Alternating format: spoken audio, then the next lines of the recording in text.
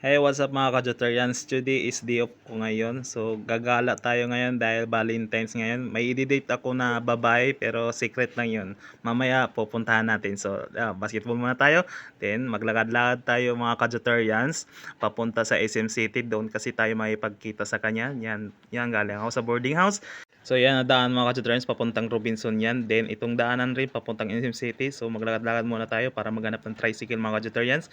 And then nakasakay na tayo mga ka-tutorials. Yun, kung nakikita nyo, on the way na ako sa SM City. And guess what? Nandito na tayo sa SM City, Tugigaraw. So nakikita nyo yan, yan yung entrance mga ka-tutorials. So dito natin hihintayin si, i-date ko na babae. So hintayin-hintayin muna tayo. Katik kasi ng ilong ko mga ka-tutorials kasi matangos eh. So yan, hintayin-hintayin muna tayo. Nahanap ko siya mga tutorials, hindi ko kasi makita kaya hinahanap ko siya. So tingin-tingin muna tayo saan ba si yung babae na i-date natin. So guess what, andito na siya. Joke lang mga tutorials, mother ko pala i-date ko. So yan, pupunta kami sa Jollibee para mag lunch. Iti-treat ko siya kasi Valentine's nga ngayon. So wala kasi akong jowa. Kung makikita nyo yan, maraming tao. Yeah, i-date ko na lang yung mother ko kasi wala akong jowa. Wala rin jowa yung mother ko eh. Kaya yan, kung nakikita nyo yung pagkain ko.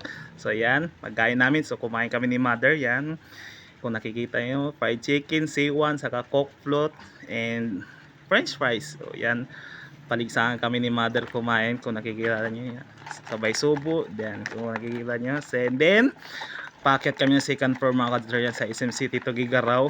Yan, mamasyal kami. Kung nakikita nyo yan, nasa escalator kami. Yan, yan yung palaruan ng mga bata. Cinema SM.